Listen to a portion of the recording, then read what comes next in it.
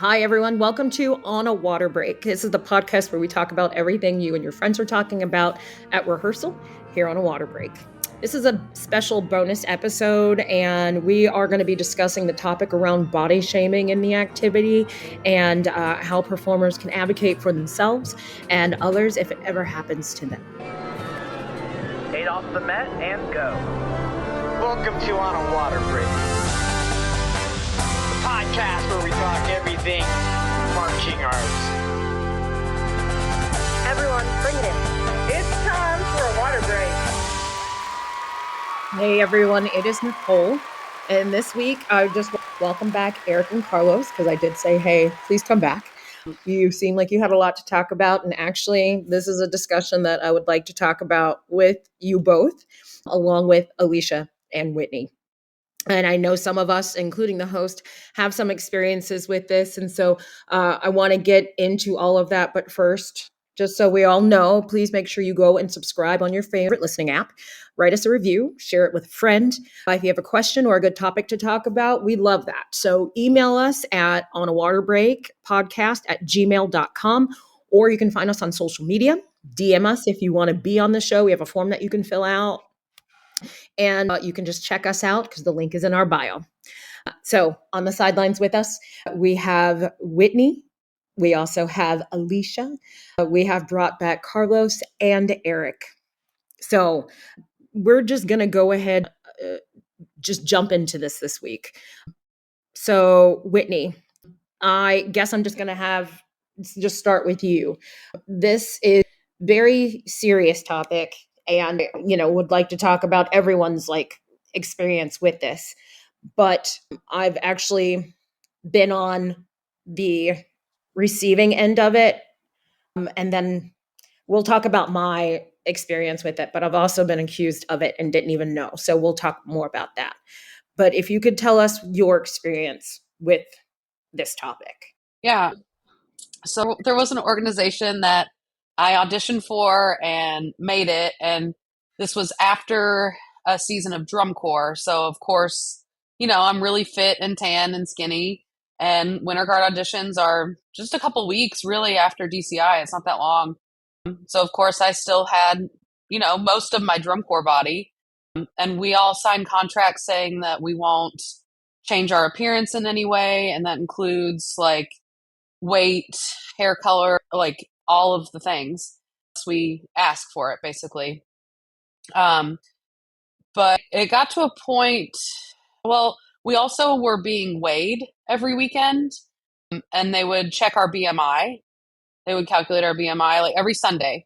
And it was always after lunch, I think. And it was we just ate. Can we not, why are we doing this right now?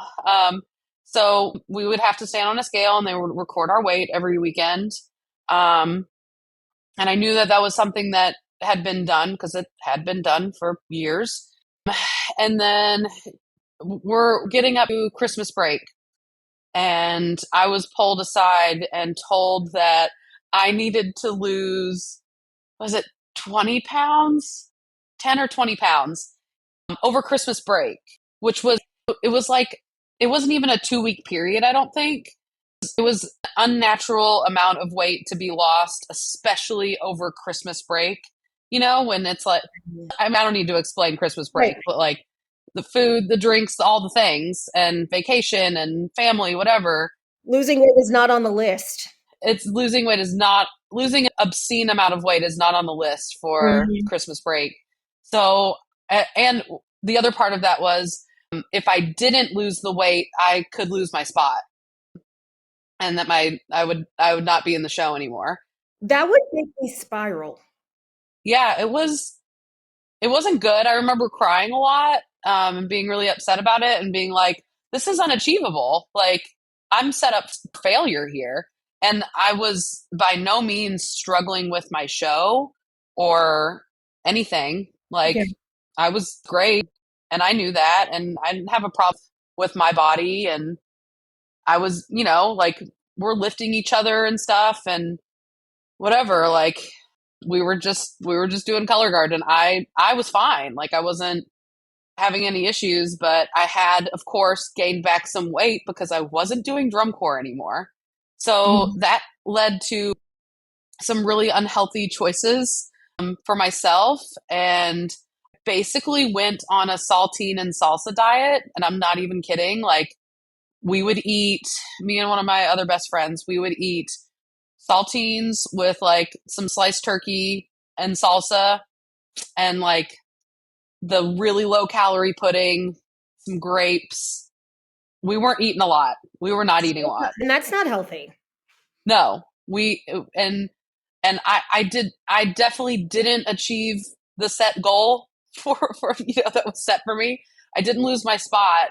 And I think a lot of it was just a scare tactic to just be like, hey, you gotta look good in this costume, whatever. And it was like not even like a really flattering costume, I'm gonna say.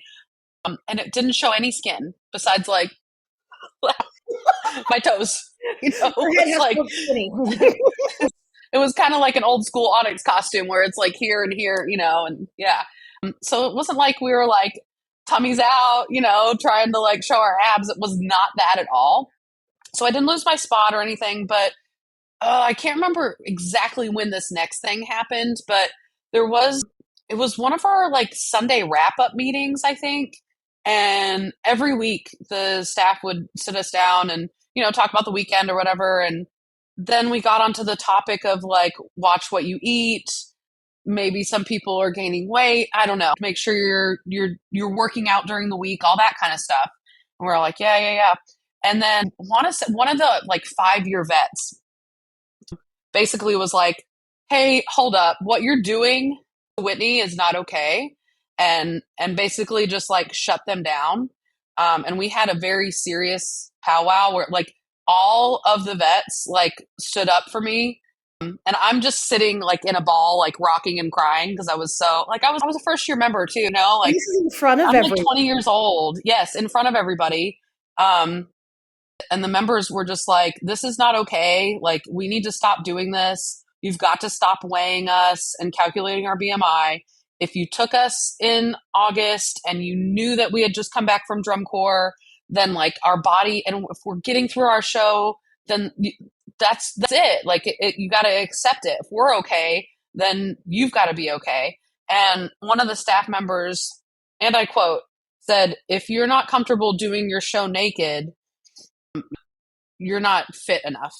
And I was like, I will take my clothes off right here and do a run through for you. I do not care. That has like the fact that I'm like toned or not, or I've got a little bit of a belly, or inside of my thighs jiggle, or my boobs move, like that has no bearing on me being able to get through my show or still being fierce. Like the whole thing that doesn't have anything to do with my confidence. I'm a confident person. So if you want, and I also like, I don't like clothes. So if you want me to take off my clothes and do a run through, like I'll do it. I don't care. Those are separate things. Like I would prefer to do a naked run through. So if you want me to do it, I'll do it right now. Like, let's go. Yeah. That whole thought process of like healthy as being skinny, because it just blows my mind, because there are tons of people. You don't have to be a size 0 to be healthy. Actually, people who are not, and there's a lot of people that I've marched with. I was the person, you know what I mean? Like, you learn how to deal with it's not even dealing with, it's like you can maneuver your own stuff that you were given. You know what I mean?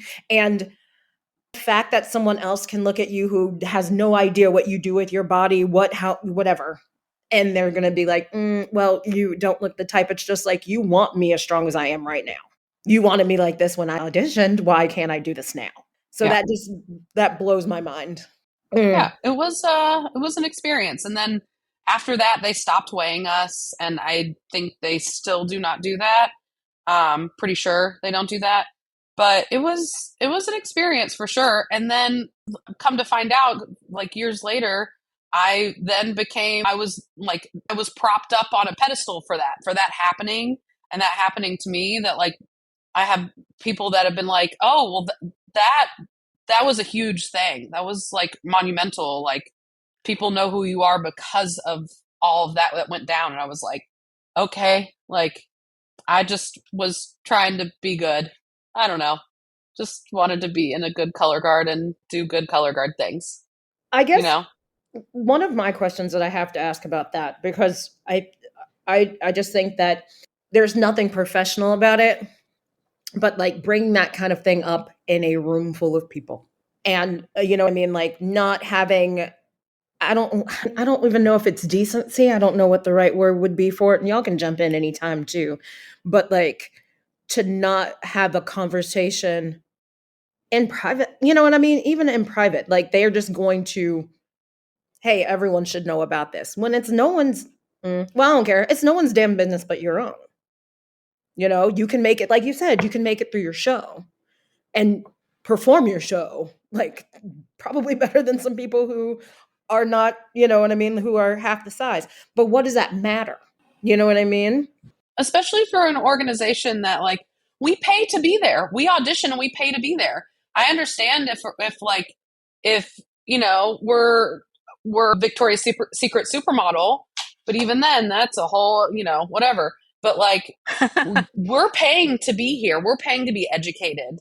And that is not sound education behavior. Right. And Yeah. wow, I'm glad that they did.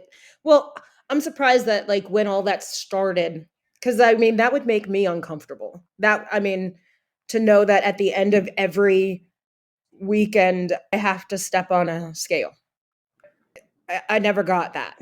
I mean, of course, we all had to, I'm sure with the different color guards everybody else was in, we had to sign the contract. The way you look, like your hair color, and don't go drastically from really long hair to really short hair because that's not why you got casted.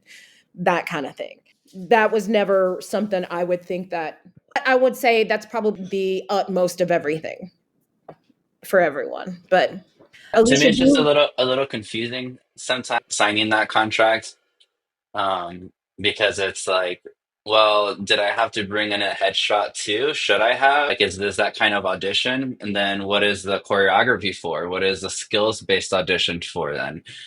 It, we're here as performers. I understand that. Wow, like the Rockettes are casting a specific mold and whatnot. Is that what we're doing? Is that what we're aiming for? Is that acceptable within our community to have a specific mold that you're looking for? Or is it everyone's welcome here? We're just looking for who can toss and catch really good, you know?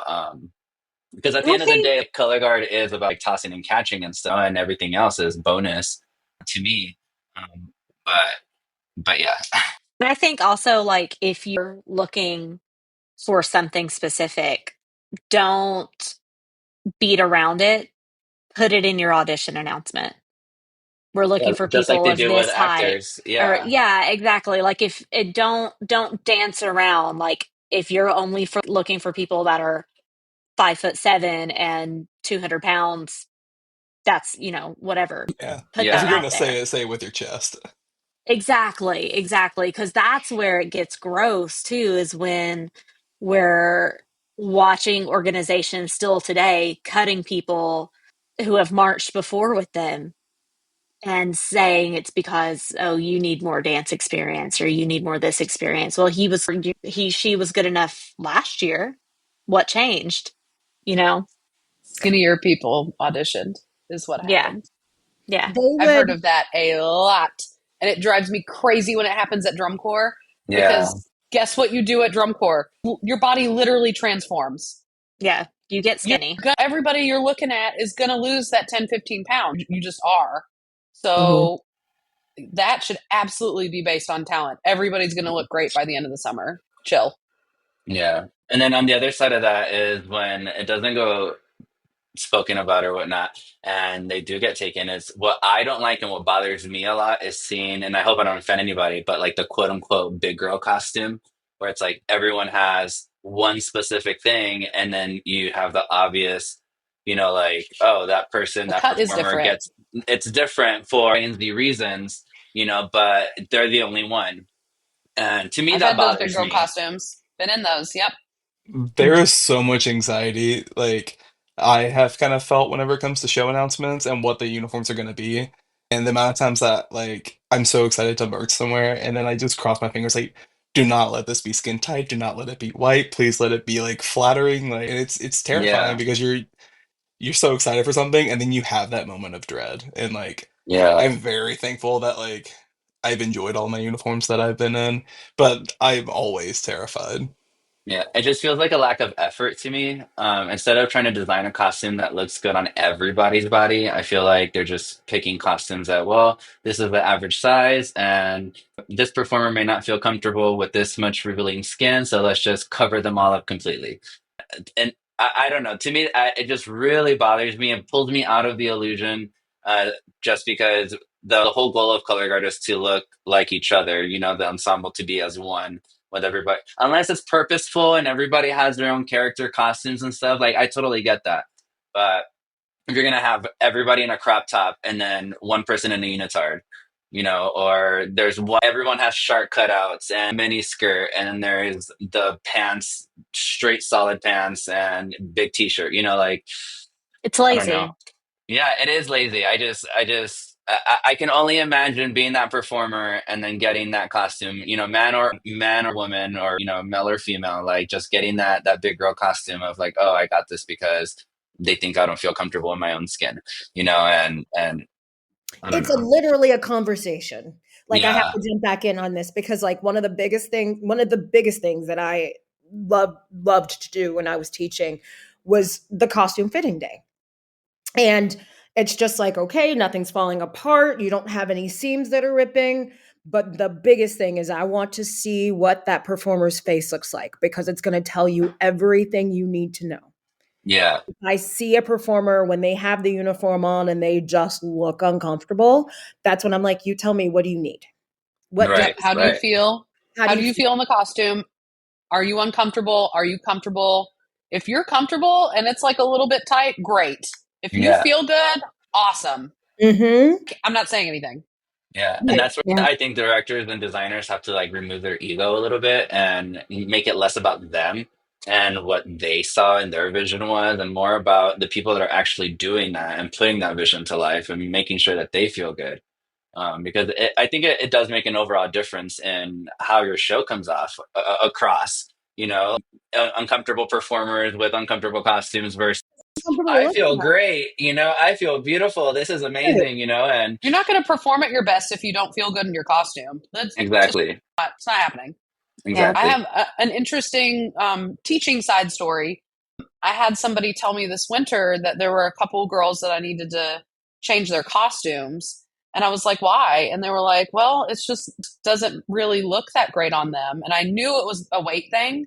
And I instantly was like, nope, that's the costume they wanted. They tried it on. They tried on other versions of costumes. So we had multiple versions. And that's the one that they felt comfortable in. And that's the one that they want to wear. So I'm letting them wear it. I'm not changing their costume because you think they don't You look good feel, in it. yeah, that's so I would ugly. almost want to press that. Be like, why? Why doesn't it look? Can you be specific and make them say it? Because they won't. You know what I mean? And Well, oh, it kills me. my biggest thing though, if that's coming from a parent, it's just like, oh, okay. Yeah. Oh, this was not a parent. Also, But Oh, my instance, not a parent. awful. I'm also Oh, very quick to like call people out. Like, are you body shaming? You know, because we are in that age where that is a trigger phrase now, and so people hear it and like, no, not me. No, what are you talking about? And you know, and I'm quick to call it out. Like, stop body shaming. Are you? Eric, I know that this is something that you have unfortunately experienced once upon a time too. Do you want to talk about it? Do you want to tell us about it? Yeah, I could probably go on 3 hour rant, but I'll cut it down. First of all, I want to say like, Whitney, I'm really sorry for you experiencing that. Like, even like listening to you talk about it, like you started getting me teary eyed because of like, I don't know how similar of things, and I thought it was interesting that like you remember specific like comments that were made to you. Because right now, as I was preparing for this episode, like all of my notes are comments that were said to me. Because like for you, it's traumatizing. For them, it's another Tuesday. Yeah, going on about like my experience, it thankfully I didn't have to deal with it much like whenever I was kind of growing up, but like being someone who was like who has been like plus size most of their life, like you tend to see people like who are similar to you. And so I have thankfully been like around a community in which I saw people who were like maybe a little more plus size, and so it kind of like drove me that I could like achieve my dreams. And I remember like at an audition, I was told that I spun really well, I danced beautifully, and I can definitely hang, but I have to lose 50 pounds. Oh my God. And I remember getting in my car and just sobbing for like the over hour drive, like thinking I just A like lot. did that. Yeah. And I just was a mess for a while and then ended up getting a contract there. And I stopped a lot of things, did some bad things, did not do a healthy thing.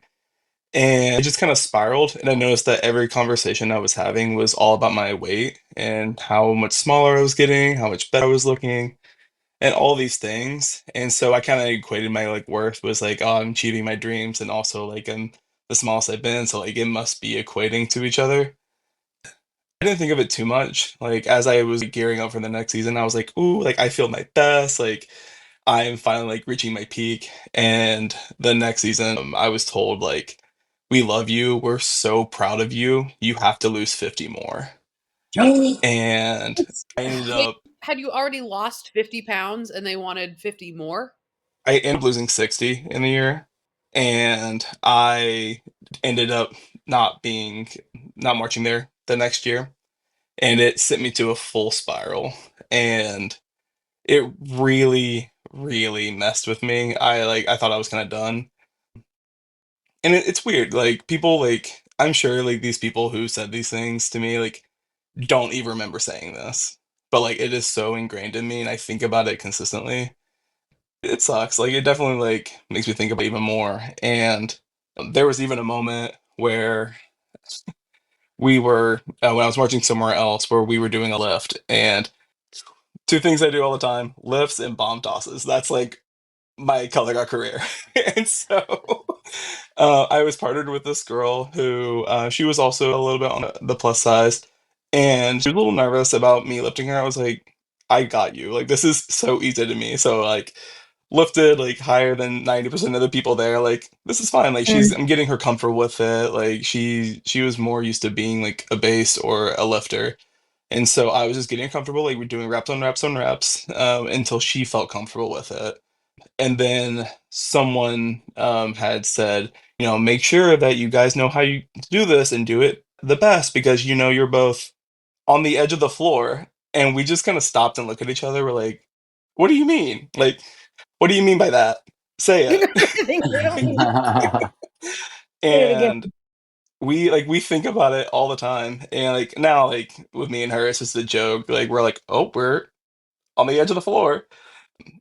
And it's just like those small things. It just kind of stuck with me, and I'm thankful to have had a marching experience in which was trying to get over the past that I had dealt with, and we were trying on our uniforms again after we finally got it after the initial weigh-in, and we realized that my uniform had to come in quite a bit, and I had made the comment that the director, I'll even say it, Stephanie Furness, had told me that I had lost. I was like, "Oh, you've lost quite a bit of weight. Oh, we need to pull it in." I was like, "Yeah, thanks, but like, it's not as much as like I should be doing. I should have lost more, and I'm sorry." And she pulled me aside, and we had long, long talk, and it was stern. Like, I love her. She's the most caring person, and she was like, you're doing everything you need to do. It does not matter about like your weight. You can do this regardless of the weight you lose. But if you ever start doing that crap that you were doing before, you will be out of my team. Because in that moment, I realized that not every director is the same, or every designer, every cast, or not cast, but like staff member is the same in that viewpoint. Like she was looking out for me, and it really And changed my viewpoint because I'd never Just to been told. clarify, that was at a new organization, right? Yes, yeah, Okay, that was just at a making new sure. organization, yeah, and it just was I just had never been told that before, and how yeah, did that make you feel like when she did say that? Because coming oh, from I where you sobbed. came from. I sobbed, like, because I just felt so validated, and I already have enough to worry about my show Yeah, yeah. and not the calories that I'm consuming, and I don't know. I needed it. And especially what all I was going through, I really, really needed it. And I'll always praise her for doing that. It meant the world to me. And I don't know, just like ever since all that stuff, it kind of made me think like everyone should be more mindful of what they say, because even it's like it may not mean the most to you, but you could be six, Everything. 7, 8, 9, 10 years, 15 years down the line. But we're gonna remember that quote that you said to me, and it's gonna really like stick there forever. Mm-hmm.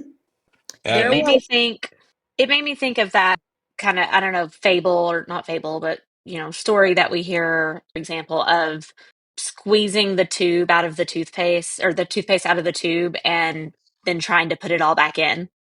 You know what I mean? Or wrinkling the piece of paper and then trying to smooth it back out again. Like those wrinkles are never going to go away. And while that director did that smoothing for you and she tried, like the damage is done. And we're in positions to either do damage or take care of our student.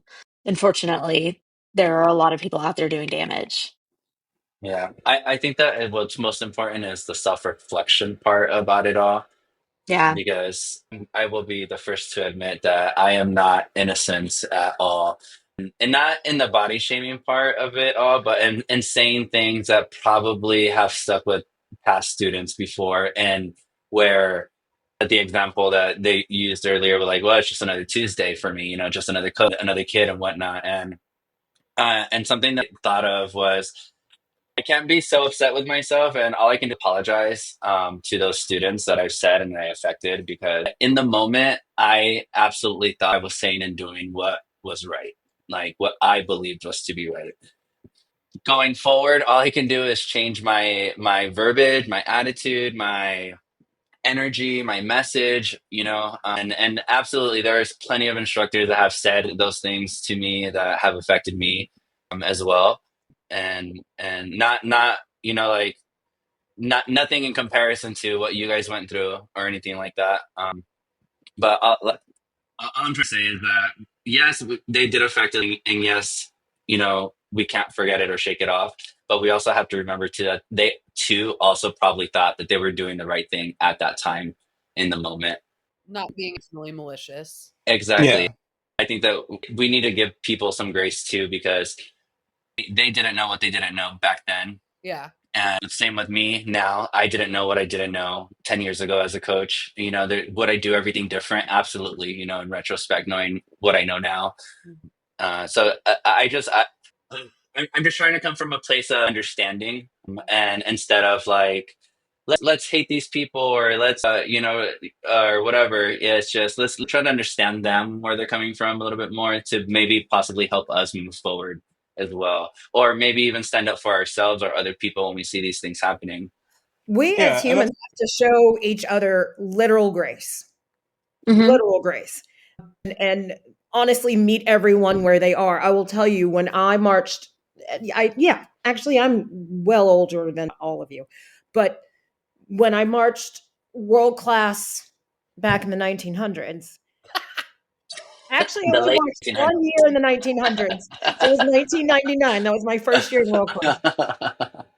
But like back then, and being in that, like, what it was about what you could do. My dance teacher back then, and I will tell you all about this. My dance teacher back then was Amber Perkins. She was not a small woman, but my goodness, was she limber, and she could move and she could leap and she could get off the ground. So like it was everything I needed to have as a role model to show me what I needed to be doing. And my goodness, the confidence just came out of her nose. Like you couldn't tell her nothing, you know?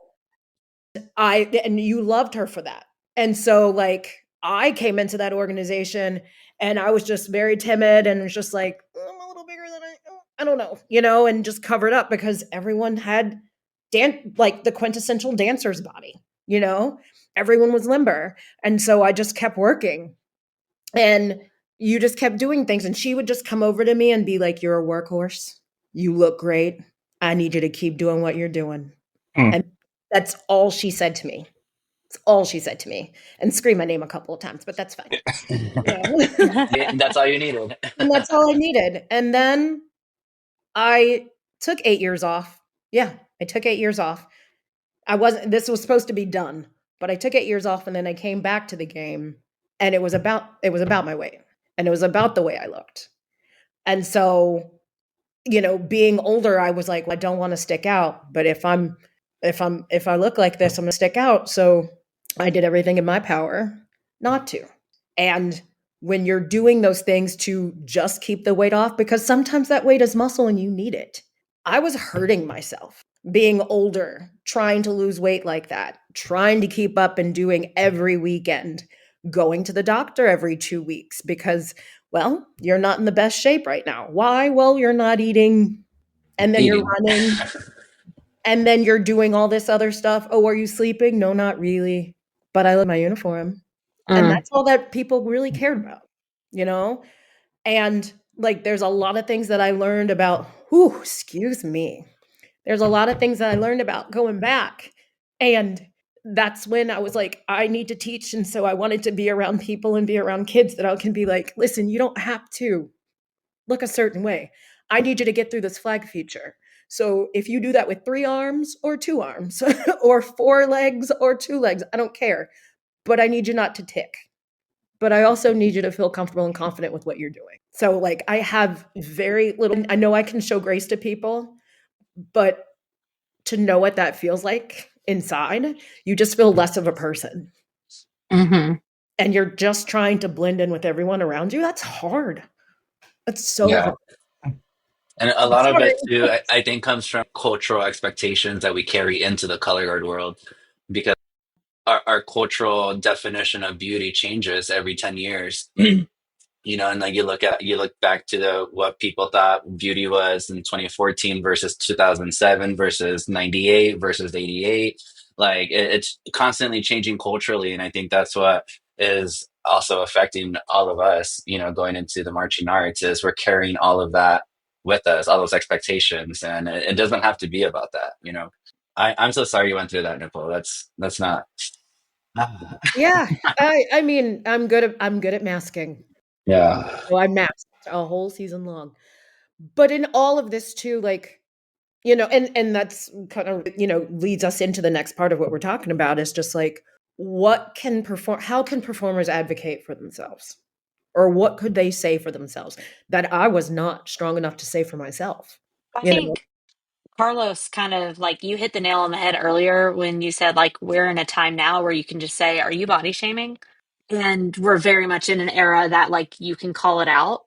But it's not easy to do that for yourself. And I think it's really important that we all do what the people who had Whitney's back did and stand up. It makes me think of the in the airport, if it's like if you see something, say Say something. And something. that place, that's all I think about. Like if you see it or you hear it or you know of it happening, say Mhm. something and call it out. And like Erik said earlier, don't be afraid to say it with your chest, which is why I feel I'm a proponent of if it's happening today and we know about it, those organizations have to be talked to, and WGI needs to be told and step in. But I mean, but we talked about that earlier too. Like, is that their right to choose who they want on the floor based off of looks? Yeah.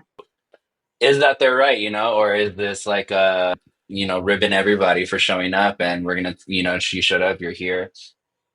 I guess my thing is like you can't regulate an organization off of like to who and what members are going to take. Like I think that all we can do is try to advocate for, hey, this is an inclusive activity. We are the misfits of the world, and that's why we did color guard. You know, misfits come in all shapes and sizes. Like, how are we now going to turn into an elite sport and then just start weeding out the poor and the fat? Like that doesn't make anybody feel good. Nailed it. With one of these things too, like I have to say big shout out to like the Stephanie Furnaces of the world that talk to Erik, you know what I mean? Or the Amber Perkins of the world that talk to me. Or I even like to think that sometimes I'm that person for someone else. Or I was at, when I was teaching. But also to those people who have those, because it goes both ways. Like, people can have insecurities about their body because they are either plus size, or insecurities about their bodies because they can't gain weight, Yeah. because I've had both. And it's just like, hey, you've got to find that confidence in you somewhere. But also on the teaching side of this, like that's part of our job. You got to instill that confidence within them, support them to the point where you can see that confidence come out of them, because it's a performance thing. Honestly, when do you ever look at the floor and be like, oh, the size of that performance? I mean, No, it's like, it's either good or it's bad. I don't care what size it is, Yeah. So I think that's where it comes from for me. Like, and it's a conversation. It definitely is a conversation. Plus, you have to be able to like read the room or read your kids, read your performers. Like, you'll know if they look comfortable, if they look uncomfortable, but also talk to them.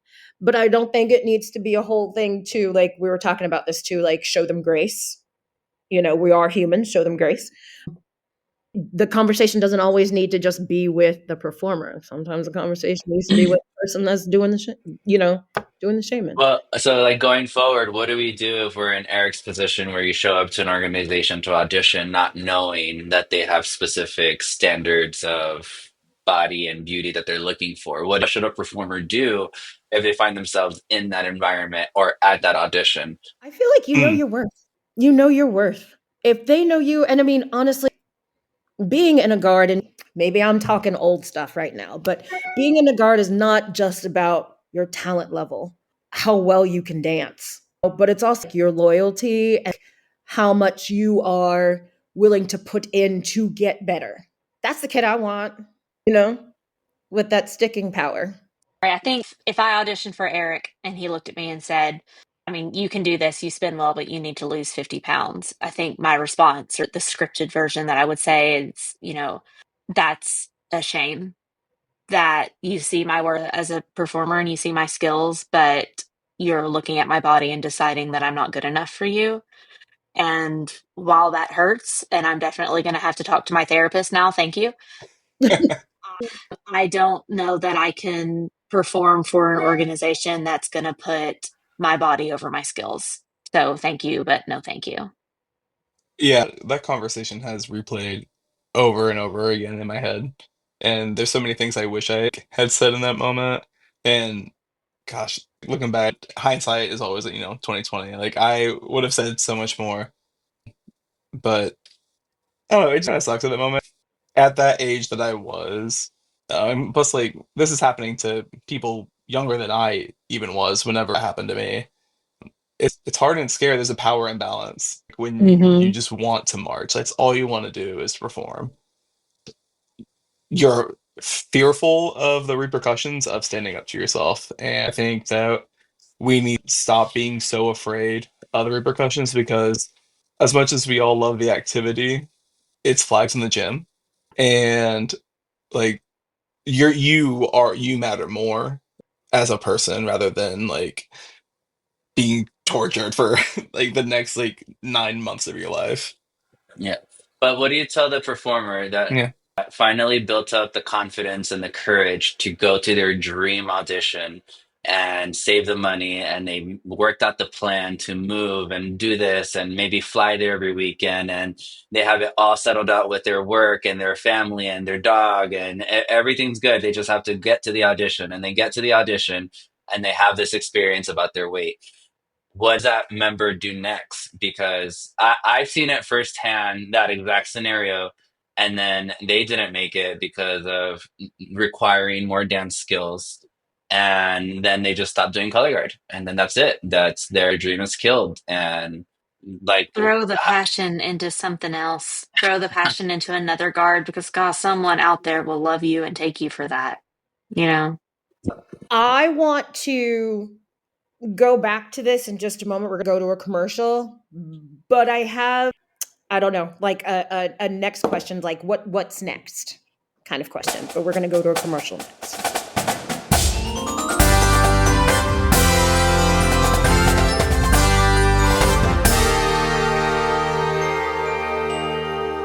Celebrating its 25th anniversary, Guard Closet was founded as a consignment shop in 2000.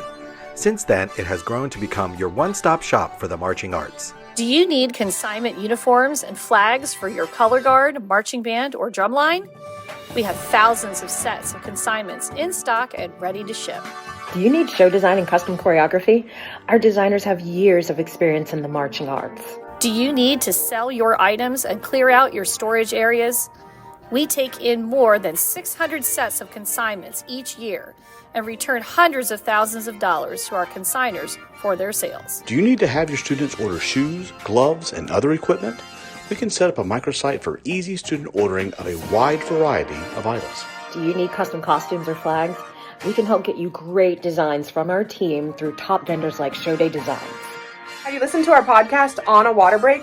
Weekly episodes and bonus content keep you entertained and informed with what's going on in the marching arts. For over 25 years, Guard Closet has been here to help. Check us out at guardcloset.com or follow us on social media.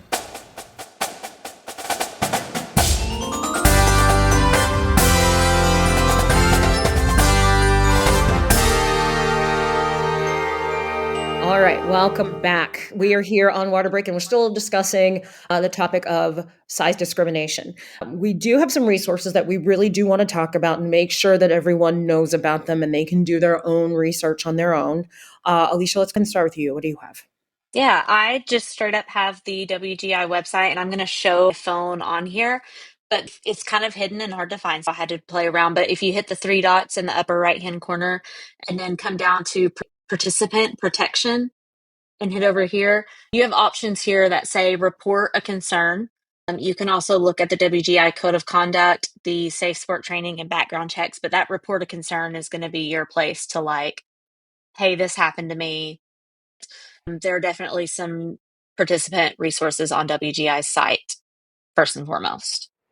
Does that take, like, if you file a complaint, does that go straight to Safe Sport or? I believe it goes to WGI's board. The other resource that I have is Melanin Mosaic. They're a performance ensemble, but it's led by Jared Light, and they do a lot of work within the mental health realm of things.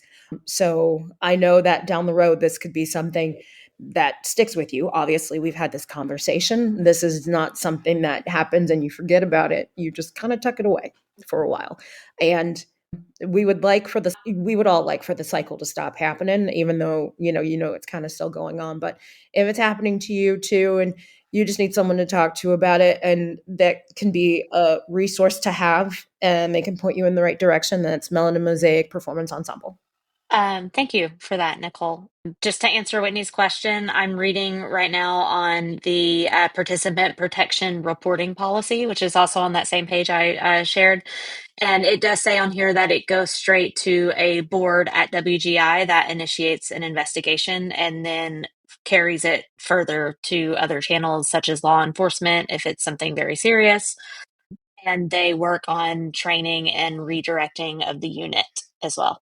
So it doesn't go directly to Safe Sport then? It does not. So that would be a different thing because we all have to be Safe Sport trained. So you would maybe also potentially do a Safe Sport report? Yeah. This thing says on here that what's expected under the participant protection policy is that all performers are protected from harm. It does not specify what kind of harm. So keep that in mind when you're looking at this.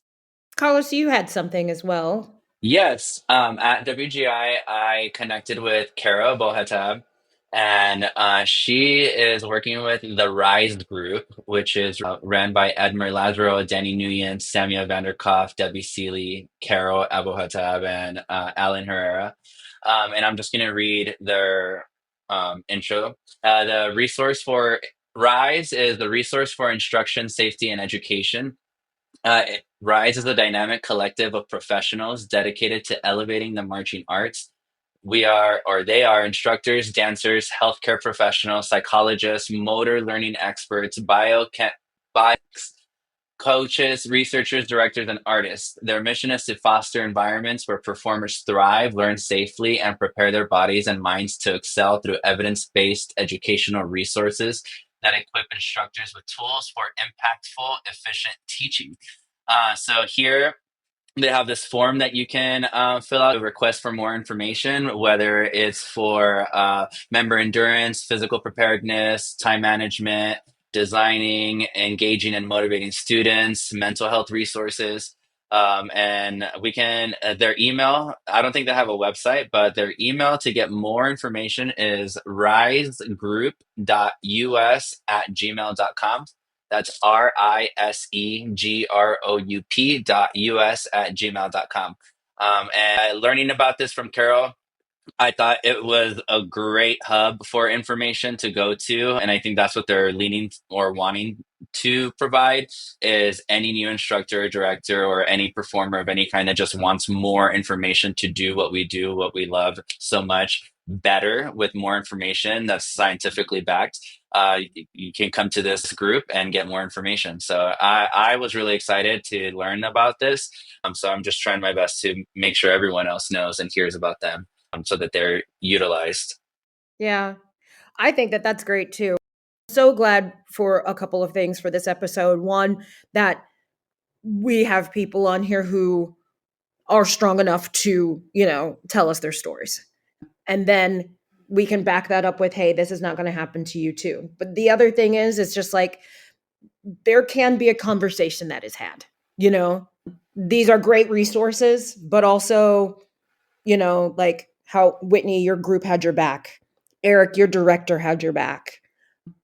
There are those things that can happen. That's just a conversation, because sometimes the people that are saying these things to us don't know. And like you said, Carlos, like this is a resource to make teachers better.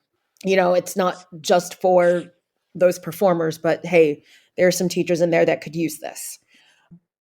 I do want to circle back through this though, with the conversations that we've had and the stories that we've told.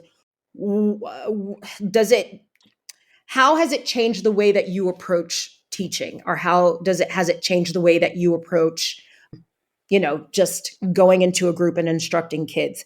Erik, I want to round that to you first. Yeah, I always make sure that whenever I'm teaching, I'm not trying to limit things based off of like body or like body type or anything like that. Like anybody can do anything if they work hard enough at it. I've seen people are who are like my size have the best possible hands in the entire color guard community. Mm-hmm. And teaching, I'm always just like mindful of it, and I always ask the kids like, what can I do for you if I know that they're feeling upset or they're feeling insecure? I've done it like over and over again, and like I know sometimes like the people I teach, like they can get annoyed by it, but I'm just like, what can I do to help you out to make sure you succeed? And sometimes it is like they just need to golf in a corner. They need to like try to figure out how to do this cartwheel, and Mm-hmm. then maybe we'll get the pad out.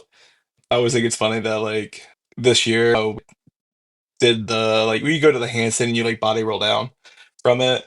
And I remember like learning that at a different organization. I was like trying to explain it, and like people are like struggling in, like all variety of sizes. And even me, after being like retired and like even gaining like more weight, who cares? I was able to like bust it out and teach it. And like, first of all, thank God I could do it. I was terrified. I was like, all right, I'm going to smack my face on this concrete in front of 50 kids. Like, here we go. And I was like, yeah, guys, it's not that hard. If I can do it, you can do it. While I turn around going, oh my God. But like, it doesn't matter your shape or size. If you can hang. Yep, absolutely. Whitney, how has this changed the way that you have approached teaching, do you think?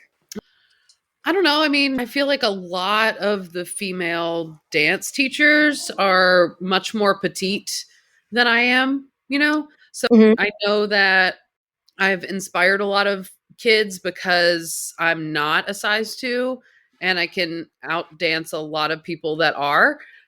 So I don't know. I feel like just being myself and doing what is inspiring in its own way. I don't know.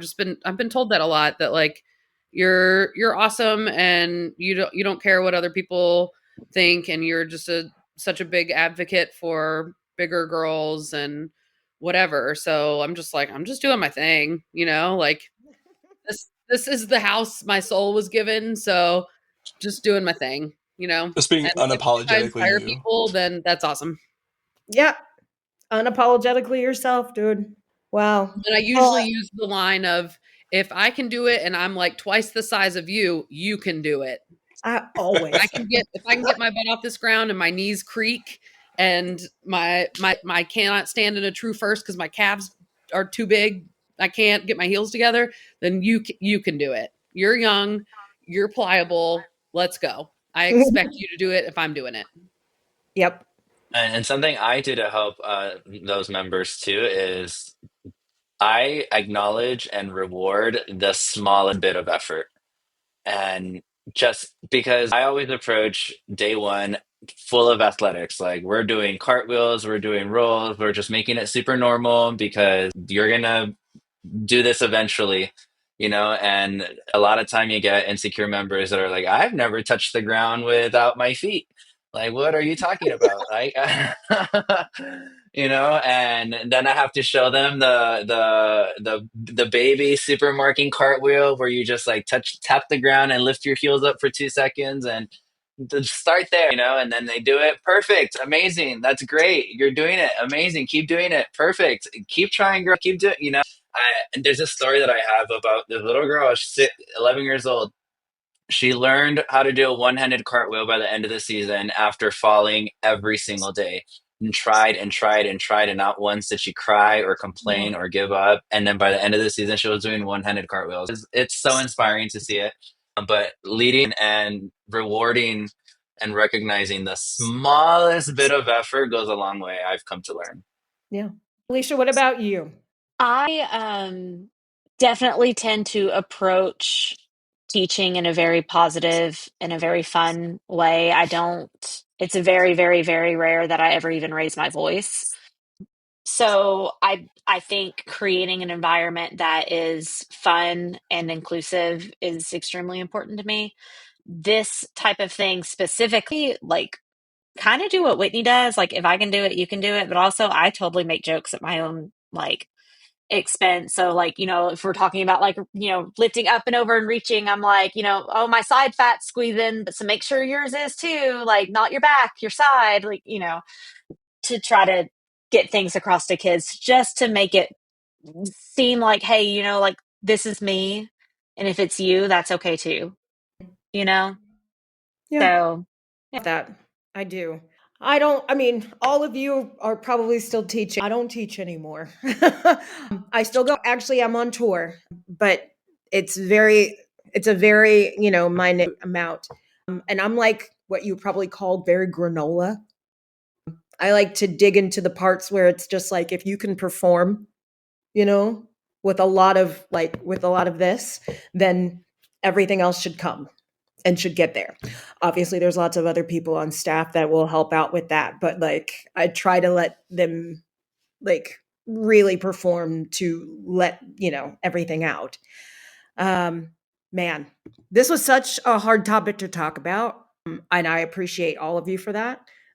And honestly, to give me and everyone else here a safe space to actually talk about it. I just want to thank everyone here for this bonus episode and talking about this topic. Thank you to Carlos, Erik, Alicia, and Whitney. Also, all of you out here that are listening, if you have a question or a good topic that you want to talk about, please email us at onawaterbreakpodcast@gmail.com. You can find us on social media. DM us if you have any questions, or if you want to send us a video, you can do that. We're on YouTube, so you can always find all of our episodes on YouTube. Also, just check us out on our social media. We have the link in the bio for any of the forms that you want to fill out to be on the show. Also, if you make a video on your phone, you can send that to us and you may see yourself on the podcast. So until then, I just want to say thank you all to everyone that was here, and make sure you go out there and you subscribe, write us a review, and share it with a friend, and follow us on social media. So we'll see you at rehearsal on a water break.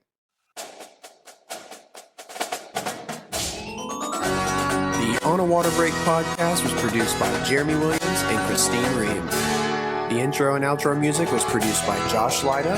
To learn more, visit lydamusic.com. And until next time, thanks for tuning in.